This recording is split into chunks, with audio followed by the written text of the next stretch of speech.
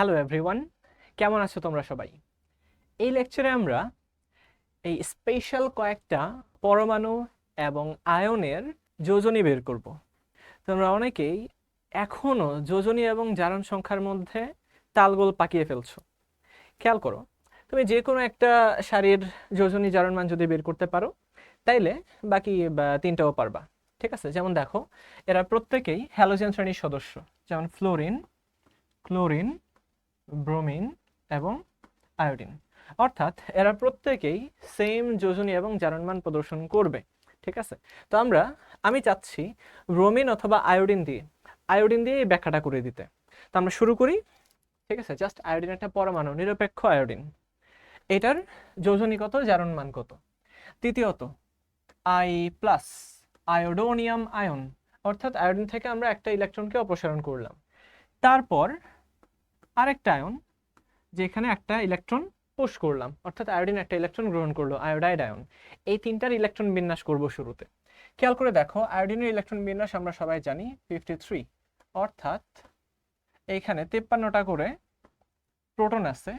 তো এই জায়গায় যেহেতু এর চার্জ শূন্য, ইলেকট্রন 53টাই আছে, আমরা এটা বের করার জন্য এই কাজটা করতে পারি।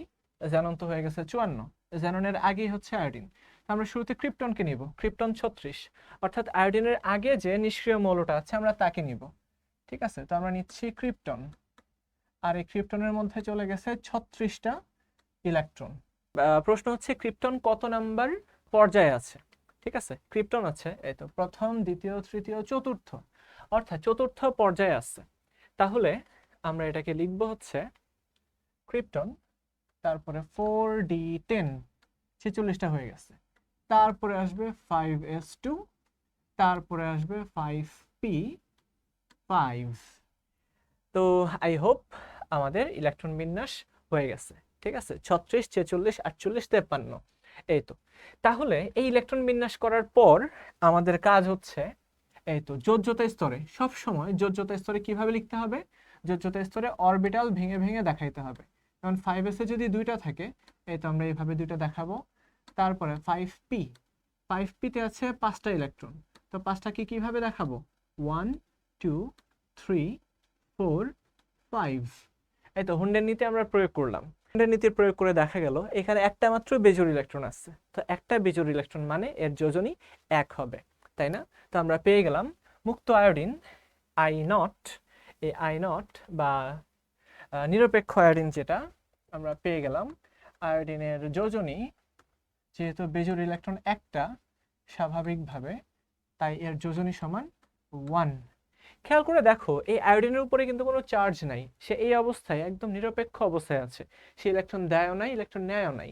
তো তার যেহেতু কোনো চার্জ নাই, তো এর জারণ মান হবে, আয়োডিনের যোজনী এত, কিন্তু জারণ মান হচ্ছে তার যতটুকু চার্জ, ইলেকট্রন দেওয়া নেওয়ার মাধ্যমে যতটুকু চার্জ গেইন করে অথবা লুজ করে। তো যেহেতু সে চার্জ ইলেকট্রন নিলও না দিলও না, তাই তার জারণ মান শূন্য।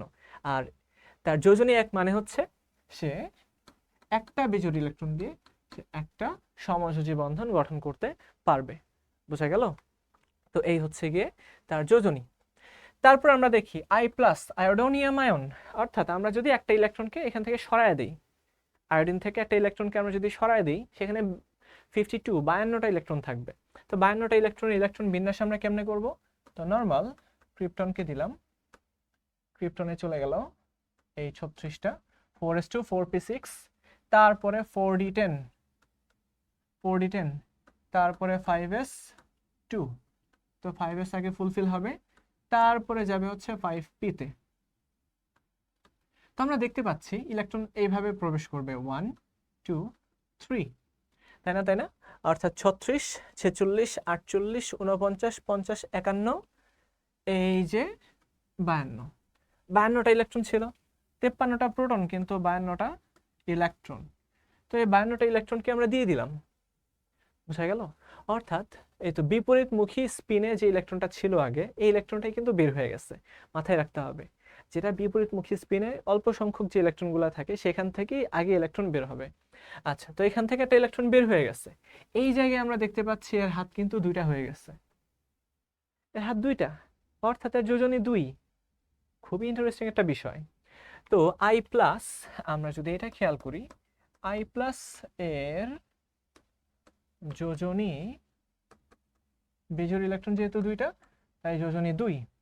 আর আমরা যদি জারণ মান খুঁজে বের করি, জারণ মান এখানেই লিখি, জারণ মান অক্সিডেশন নাম্বার, জারণ মান কত, যেহেতু সে একটা ইলেকট্রন ছেড়ে দিয়েছে তাই তার চার্জ হচ্ছে 1, দ্যাট মিন্স জারণ মান +1। আচ্ছা, আমরা আরেকটা লিখে দিচ্ছি, আই মাইনাস অর্থাৎ আয়োডাইড এর যোজনী, আমরা যোজনীটা এখনই দেখব, কিন্তু জারণ মান অলরেডি আমরা বুঝে গেছি, জারণ মান -1, অর্থাৎ জারণ মানের চিহ্ন থাকে, কয়টা ইলেকট্রন গ্রহণ বা বর্জন করলো তার চিহ্ন থাকে। আচ্ছা, তো আই প্লাসের যোজনী যেহেতু 2, এই তো আই প্লাসের যোজনী যেহেতু 2, অর্থাৎ সে দুইটা যোজনী দিয়ে সে কিন্তু দুইটা সমযোজী বন্ধন তৈরি করতে পারবে, অর্থাৎ অক্সিজেনের সাথে সে এইভাবে কিন্তু বন্ধন তৈরি করতে পারবে। এই তো অক্সিজেনের দুইটা লোন পেয়ার আর আয়োডিনেরও লোন পেয়ার কয়টা, এই তো দুইটা, এইখানে একটা হবে, এইখানে আরেকটা, এই হচ্ছে গিয়ে আই প্লাস, ইজি জিনিস। আচ্ছা, তারপরে আয়োডাইড, এখানে সে একটা ইলেকট্রন গ্রহণ করছে, তো গ্রহণ যদি করে দ্যাট মিন্স এর মধ্যে কিন্তু ইলেকট্রন একটা বেড়ে গেছে, নর্মালি 53টা থাকার কথা, ইলেকট্রন হয়ে গেছে 54টা। তো 54টা বুঝতেই পারছো, আমরা দিলাম ক্রিপ্টন 36টা, তারপরে 4d10 46টা, 5s2 48টা, তারপরে 5p 48 49 50 51 52 53 54টা ইলেকট্রন হয়ে গেছে। আচ্ছা, 54টা ইলেকট্রন হয়ে সে কার মতো হয়েছে, এই তো 54টা হয়ে সে জ্যাননের মতো হয়ে গেছে।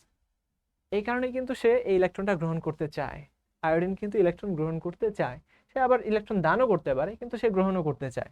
তো এই যে দেখো, সে গ্রহণ করে ফেলায় এখানে সবগুলা কিন্তু পেয়ার্ড হয়ে গেছে, সবগুলো ইলেকট্রন জোড়বদ্ধ হয়ে গেছে। তো জোড়বদ্ধ হয়ে যাওয়াতে এর মধ্যে আর কোনো সমযোজী বন্ধন তৈরি করার ক্যাপাসিটি নাই। তাহলে আমরা এখানে দেখা দিব আই মাইনাস আয়োডাইডের যোজনী 0, কিন্তু জারণ মান -1। তো এইভাবেই কিন্তু সে অনেকগুলো যৌগ তৈরি করে, যেমন পটাশিয়াম আয়োডাইড, এই তো পটাশিয়াম একটা ইলেকট্রন দিয়ে দিল আর আয়োডিন একটা ইলেকট্রন নিয়ে গেল, পটাশিয়াম হয়ে গেল আর্গনের মতো আর এটা হয়ে গেল জ্যাননের মতো, এই তো অষ্টক পূর্ণ, এই তো এই। আচ্ছা, এইভাবে না দেখাই, জাস্ট এদের মতো হয়ে গেছে আর কি, এদের মতো হয়ে গেছে এই, এবং এইখানে এটা হয়ে গেছে জ্যাননের মতো। বোঝা গেল যোজনের বিষয়টা, অর্থাৎ সে ইলেকট্রন গ্রহণও করতে পারবে বর্জনও করতে পারবে, গ্রহণ বর্জন করলে কিন্তু তার যোজনী জারণ মান আলাদা হয়ে যাবে। ঠিক আছে, তো তোমাদের একটা হোমওয়ার্ক দিয়ে দিচ্ছি আমি, কয়টা হোমওয়ার্ক, একটা হচ্ছে HIO, এটা একটা, তাহলে আমি যদি হাইড্রোজেনটা না দিই তাহলে হয়ে যাবে IO minus, IO2 minus, IO3 minus, IO4 minus. এই চারটা আয়নের গঠন, ইলেকট্রনিক কাঠামো তোমাদেরকে দেখাইতে হবে, ইলেকট্রন দ্বারা যে সমযোজী বন্ধন তৈরি করে এই কাঠামোটা তোমাদেরকে দেখাইতে হবে। ফর এক্সাম্পল আমি এটাকে দেখাই দিচ্ছি, এটাকে কিভাবে দেখাবো খেয়াল করো, এই তো আয়োডিন, অক্সিজেন আছে 3টা, 1 2 3। আমরা জানি যেহেতু এখানে ও মাইনাস, একটা মাইনাস আছে, দ্যাট মিন্স একটা অক্সিজেন একটা ইলেকট্রন গ্রহণ করলো, এতে তার যোজনী 1 হয়ে গেছে, ও মাইনাসের যোজনী কিন্তু 1। তোমরা বের করে দেখবা, অক্সিজেনের যোজনী 2 হইলেও, অক্সিজেনের যোজনী যদি হয় 2, ও মাইনাসের যোজনী কিন্তু 1, আবার O2 মাইনাস এর যোজনী কিন্তু 0, এর যোজনী 0। O2 মাইনাস যখন হয়ে গেছে সে দুইটা ইলেকট্রন গ্রহণ করে ফেলছে, আর তার কোনো যোজনী অবশিষ্ট নাই।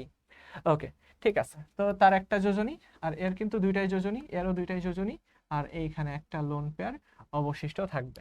তো এই হচ্ছে আয়োডেট, আয়োডেট IO3 মাইনাস আয়োডেটের কাঠামো, এই হচ্ছে আয়োডেটের কাঠামো। তো বাকিগুলোর কাঠামো তোমরা দেখায় ফেলবা। তো এইভাবে কিন্তু আমরা আস্তে আস্তে রসায়নের আরো ভিতরে প্রবেশ করতে থাকবো, রসায়নের যে সৌন্দর্যটুকু আছে সেই সৌন্দর্যটুকু আমরা ডিসকভার করব, আমরা আবিষ্কার করব, এবং একসময় দেখা যাবে এই রসায়ন আমাদের সবচেয়ে প্রিয় চ্যাপ্টার বা প্রিয় বিষয়ে পরিণত হয়েছে। ঠিক আছে, তো সেই প্রত্যাশায় তোমরা সবাই ভালো থাকো, সুস্থ থাকো, আল্লাহ হাফেজ।